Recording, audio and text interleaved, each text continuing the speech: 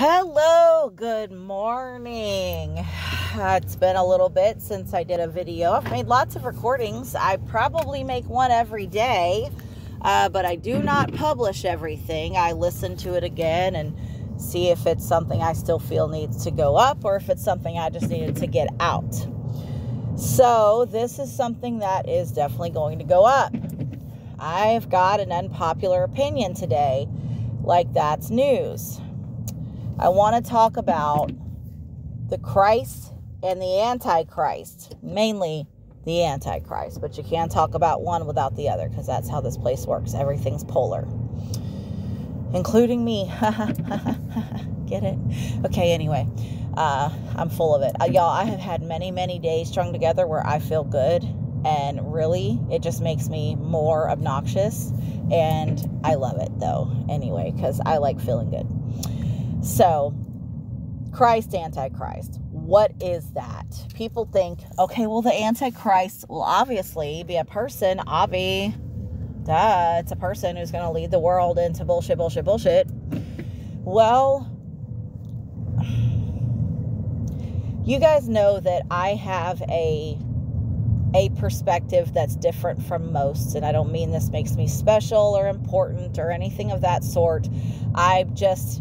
This is just what I am. I'm just giving you information about the deliverer of this message.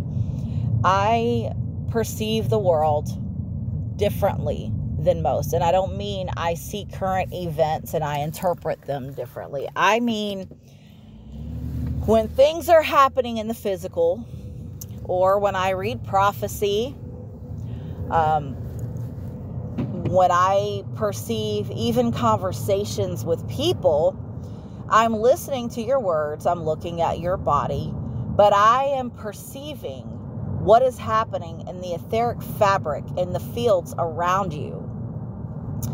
And when current events happen, I am perceiving what they look like in the fields. Okay, so what do I mean in the fields? Quick, short synopsis. If you're listening to me, you probably already know that, but our world is made up of photon. Our world is nothing but information and energy in the form of light. We're told that atoms are mostly empty. So let's just say, for the sake of easy math, an atom has zero mass. It has slightly more than zero, but not much more. That also now depends on who you ask. Nowadays, they're saying different things, but let's say it has zero, for the sake of a round number, zero mass, not really calculable. Okay, so if my body is made up of 10 billion atoms, but they have zero mass, 10 billion times zero is still zero.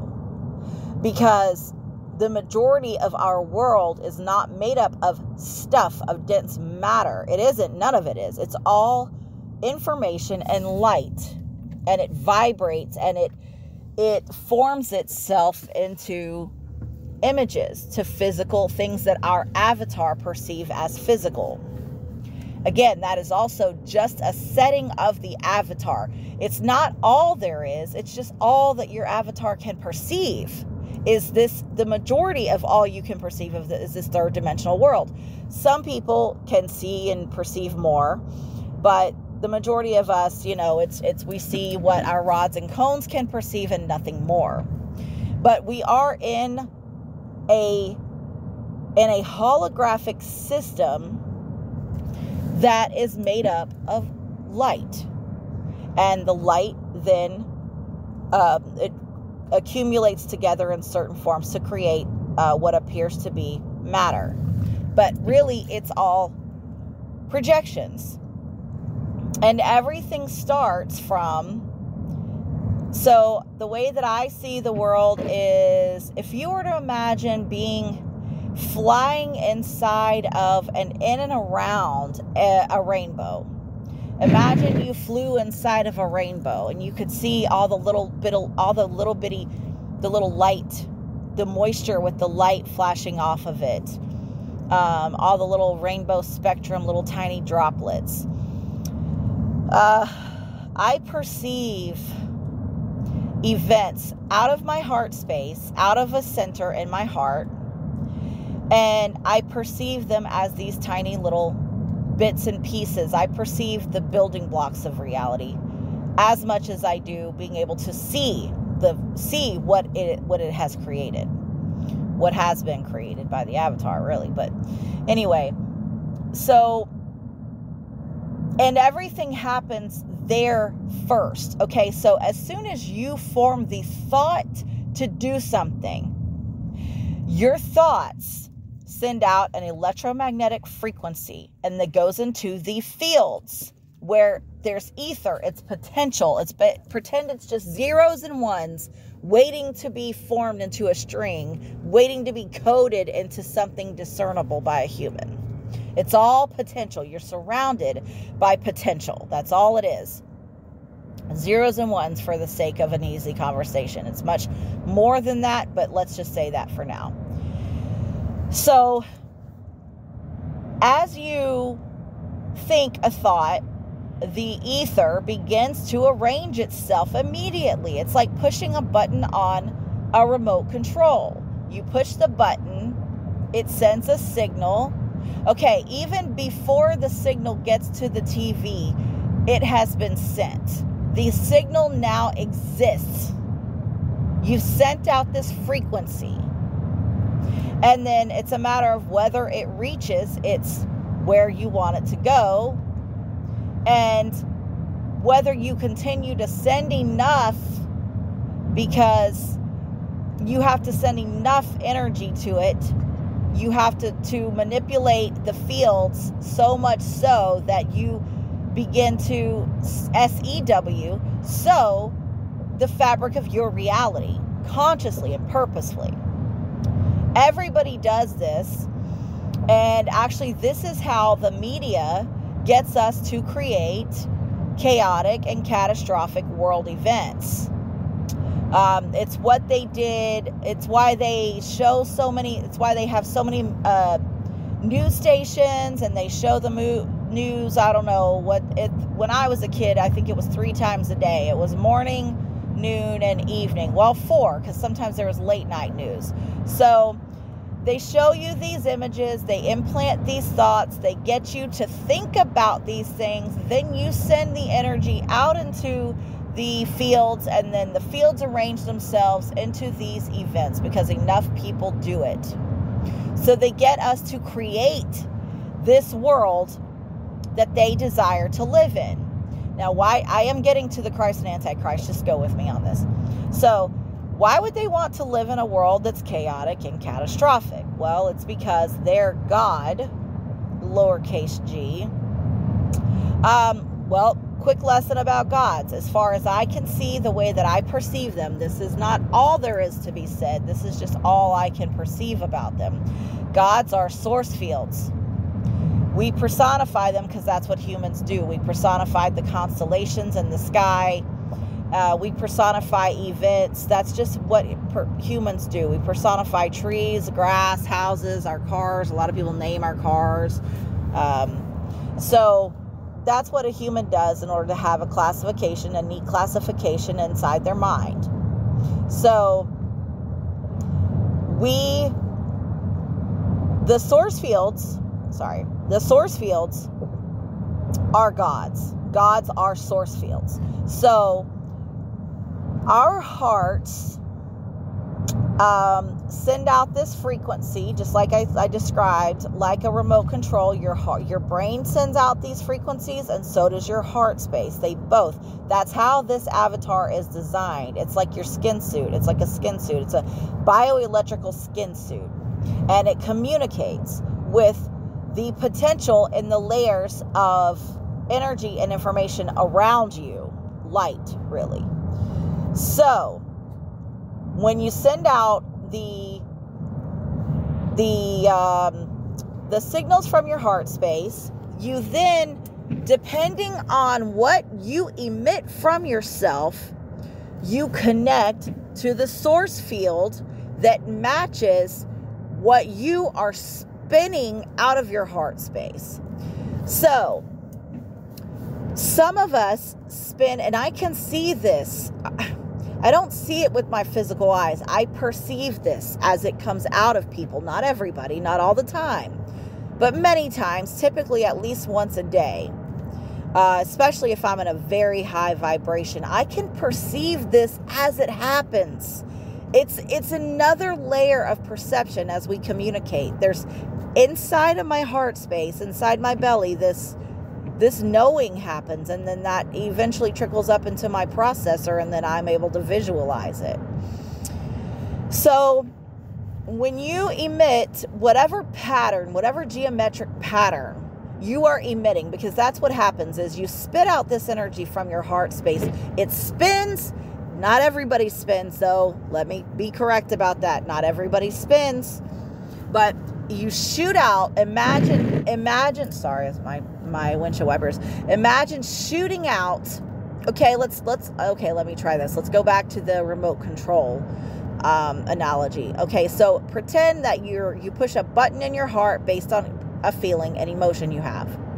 That's like pushing the button on a remote, and it sends out a signal out of your heart space. Okay, well, depending on the quality of your character, the quality of your heart space, that determines the configuration of what you spit out of your heart space. What geometric pattern emits from your heart space. Then that geometric pattern determines what source field you can connect to. This goes back to being able to be possessed, or being constantly oppressed, or being able to rise above everything.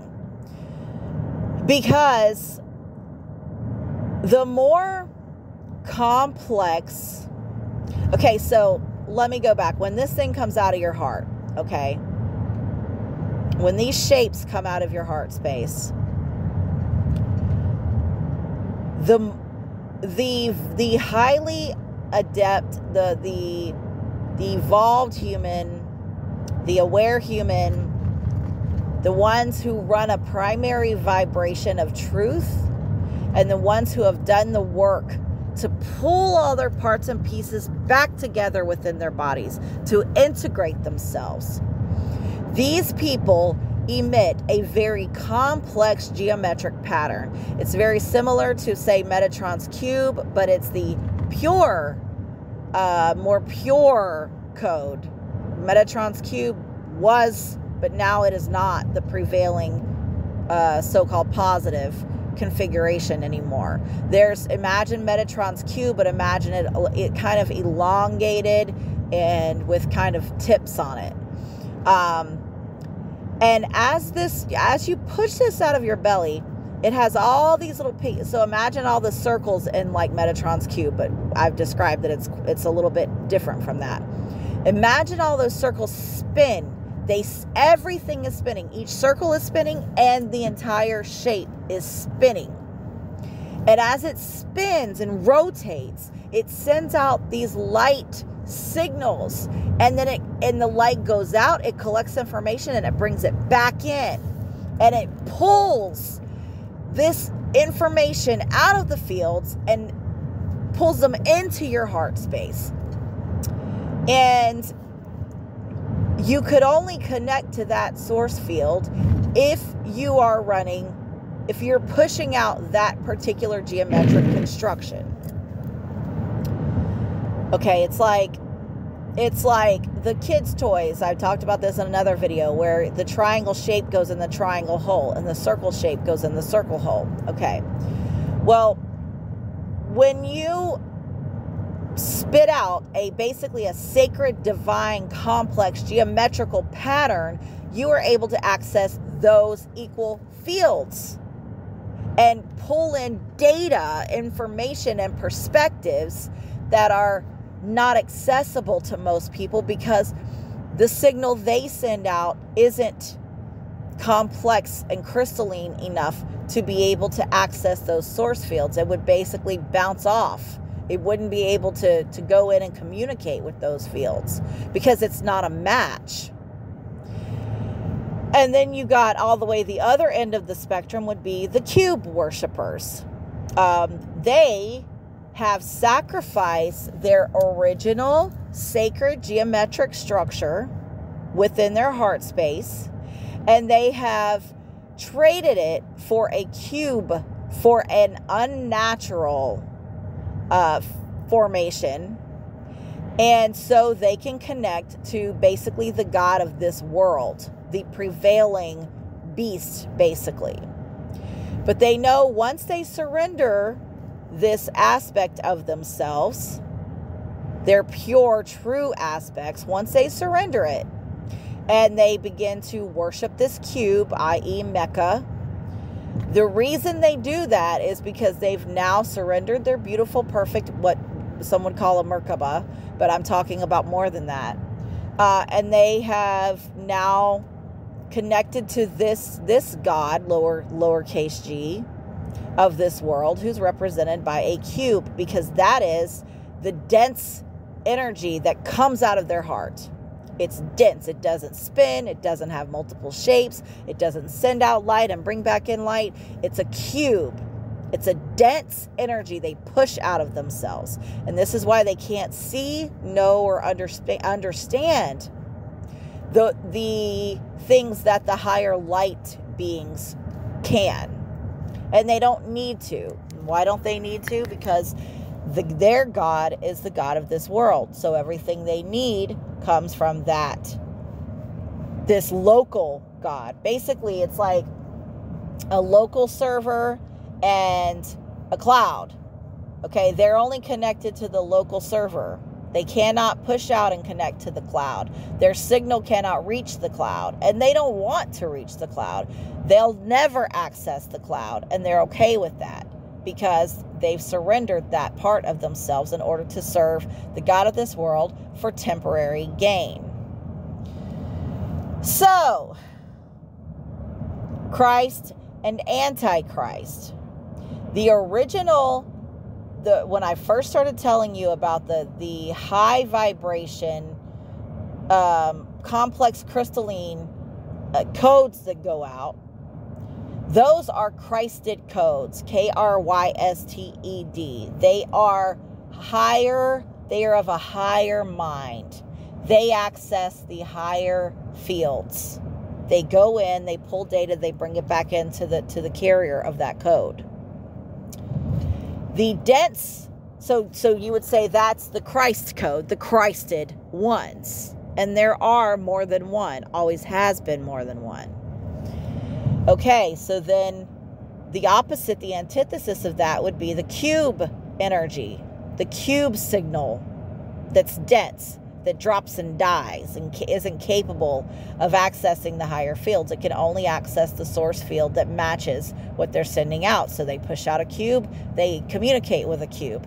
It's basically you could call it a Borg or an AI or whatever name you want to have for it. There's lots of names, Satan, the beast. I mean, there's lots of names for it. It's the lower fields, the simple, non-complex geometric fields. That is the anti-Christed codes. That is the antithesis of the pure code. And that's it. That is just what it is. I don't mean any judgment towards it, because I could see them, and from their perspective, seeing us as the enemy, seeing us as the misled ones. I could see both sides of it. So everything is perspective. To me, I'm a good guy, but maybe to them, they're a good guy too, because maybe they're thinking, okay, unfortunately, humans need struggle. They need pain in order to evolve. So maybe they're thinking, okay, we're going to use our fuckery to evolve humanity. Without our fuckery, they never would have had the pain, the angst, the struggle, and they never would have evolved their perfect crystalline structures. You know, they could see themselves as good guys too. So I'm not saying we're good, they're bad, you know, they're good, we're bad. No, this just is. It just is. This is the design of this holographic enclosed bioelectrical system that we're in. This is just how it is. So these gods are actually just source fields that commingle with the signal that gets sent out of your heart. It's what you end up connecting to when you send a signal out to go find something, because we're like a hive. Imagine bees. Bees connect to the vibration of their colony, of their hive, I think it's a colony. So they need to be connected to something, just like your smartphone. It needs to be connected to service, right? It needs to be able to have its full function. So our avatars have to connect to a service. We connect to a source field. That's how we operate. We have to connect to a source field. When you lose your source field connection, you can be, especially if you channel through source fields, channel like a radio that's going scanning through stations. Okay, that's your schizophrenic people. But then if you completely disconnect from a source field, you end up completely unhinged, and you typically cannot survive something like that. You have to connect to a source field. So these people connect to these source fields and they call them gods, because that's how it feels in your heart. It feels divine and sacred, and it feels like it's a lock. You feel that locked signal, that locked connection with this source field. And that's what gives you faith. And when you have faith, then you say, I serve this or that God. But that God is not identified by its name. It's identified by its geometric pattern. So you might be thinking, as a religious person, I'm serving God. Well, there are many gods, first of all. So you pick a fucking name, pick one. Which one is it? That's number one, because God is just a term, like a shoe or a truck or a tree. So you think I'm connecting with God, which I assume, let's talk about Christians. You think you're connected to your God, which would be Yahweh. However, you are not emitting a geometric pattern out of your heart space that could ever connect with a true living God. You are running a different pattern. You're pushing a different pattern out of your heart that does not match what you're saying with your mouth, because you have been deceived. And that's, again, not a criticism. I get it. I was in it. I know how it works. It's some bullshit, and it's deceptive, and there's a reason for it. I'm known to say that they don't even know the voice of their own God. And what I mean by that, and I am salty about it. If I sound salty, I am salty. And I've got my reasons. I could go into them, but that'd make this way too long. So when I say they don't know the voice of their own God, I mean that they cannot tell if the geometric pattern that they're pushing from their heart and the field they're connecting to, they cannot tell. They do not seem to perceive that they are not connecting to a true living God, an infinite, beautiful field that's sealed and perfect in all of its ways. That's what God, true living God, uppercase G, is. God is the pure light potential. That is, everything is God, right? Because he's pure light, pure potential. There's no limits. So when you're connected to that source field, the true living God, there truly is nothing that is impossible for you, because you have access to the entire space of this realm that we're in. But when you are connecting to the dense, let's say the cube energy, which is only limits, which can only do so many things. Basically, it can only serve the flesh. Okay, when you're connected to that, you are extremely limited. And the people in this world who worship this cube, which it's not a cube that they're worshiping. I think I've explained what it is. This is what they're pushing out of their heart space. This is what they resonate with, what they're connected to. And the cube is just an earthly third dimensional representation of that. So whenever they serve this God. This particular God is insatiable, and it commands and demands more human energy, because it has surrendered its connection to source. So the only way it can experience any kind of light, any kind of expanded, any kind of expansion, the only way it can be expanded is through having humans connected to it. And then by virtue, it basically gets to feed off the shadow that our light creates, because that's the only semblance of fullness that it would ever experience. And again, I'm oversimplifying that like a sumbitch right now, because there's a lot to that. So a lot has gone into creating these religions that people are told they're connected to a God.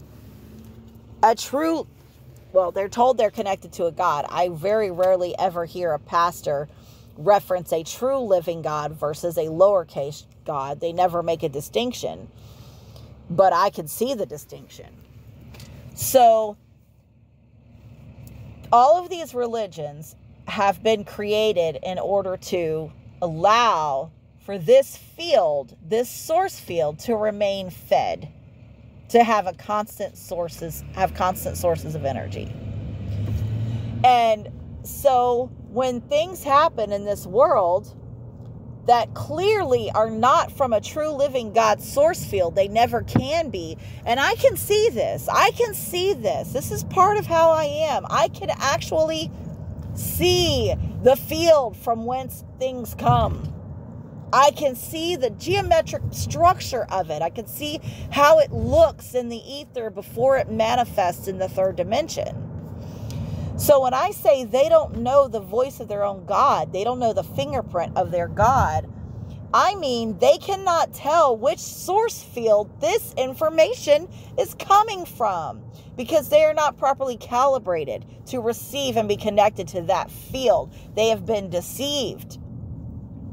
And because they cannot tell the difference, they perpetuate the dense, unloving, unhealthy behaviors, actions, events, etc., that clearly come from an impure, dense, cube source field. And that can only produce certain things, that can only do so much. It is very limited. And I get frustrated about it, because if Christians if they would know the voice of their own God, if they knew the voice of a true living God, and if they all unified and utilized the sources that they have available, they could have stopped all of this that's happening, number one. But number two, they could pull humanity up out of this mess that we're in. We have the resources. We could disconnect from the beast governmental system, and we could still operate while we dismantle the beast governmental system and put together something that's more healthy and strong and pure. But because that group of billions of people, because they don't know what their true God source field feels like, what it looks like, what it acts like, because they cannot distinguish things that come from a cube field versus a higher dimensional sacred geometrical field. Because they cannot distinguish this, they are part and party to the beast itself. And then all the while, they try to tell other people how to act and how to be and how to believe and how to walk and talk and think and behave, while they don't even know what the fuck they're connected to. So that's a problem, and it needs to be corrected. I don't expect this to correct that, because if I were a Christian and I heard me talking right now, I'd say, screw her. She's deceived. She's possessed by a demon. She's possessed by the devil. No, I am not speaking. I'm not contradicting the Bible. I'm elaborating on what we were told. So, in closing, The Kryst code, I've explained it. It's this beautiful, pure, sacred geometrical thing that spins and spits light and brings light back, and it sends out, and it flies throughout the multiverse. It can go in and out of timelines, in and out of dimensions. And the anti-Krysted code is this cube, very limited, dense thing that basically only exists and serves the third dimension. It exists within and serves the third dimension. So, the Antichrist is that deceived energy. That's what it is. It is not a person. And it has arrived. We have been living with it and watching it for many, many years. So, I hope that clears that up. I've already taken this too long. If you have any questions, leave them in the comments. I love you.